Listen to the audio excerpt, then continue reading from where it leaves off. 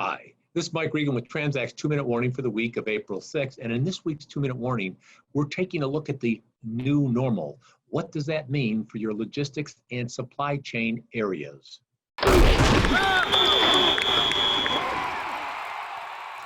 Boy, if there is one term I've heard a whole bunch of times as a result of this coronavirus, it's everyone talking about the new normal. I was talking with one of my friends recently, and I asked him, CEO of a company, I said, what does the new normal look like? And guess what?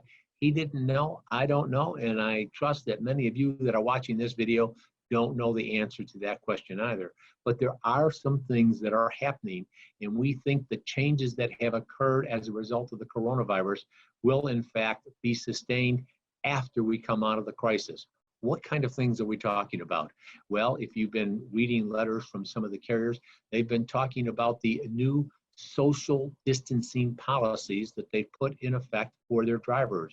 One of them in particular, a carrier that we've done a lot of business with, maintained that they have instructed their drivers to stay at least 10 feet away from people at your docks. Now, what this means is that it could change in terms of some of the space required to manage and run your docks. And the question becomes then, under a new normal, are you going to be able to accommodate the kind of changes you're going to need in order to get carriers into and out of your facilities efficiently? But it's not just your facilities, it's your customers' facilities or your suppliers' facilities. So we expect to see some work in this area in a post-corona environment. The second thing that we're looking at, though, which is extremely important, are the structural changes that are going to be happening with supply chains. Now, if you haven't listened to our interview with Harry Mosier, who's the head of the Reshoring Initiative, you need to go and listen to Harry's thoughts about why more companies are going to be bringing production capacity back to the United States. One of the things that's really opened a lot of eyes as a result of this coronavirus is how exposed supply chains are throughout North America. And going forward, we think a lot of CEOs and C-level executives are going to be taking a look at that and say it's time to mitigate our risk. Now, the third and final thing that we think is going to happen in a post-corona environment is that you're going to see visibility become an increasingly important component in managing your supply chain operations.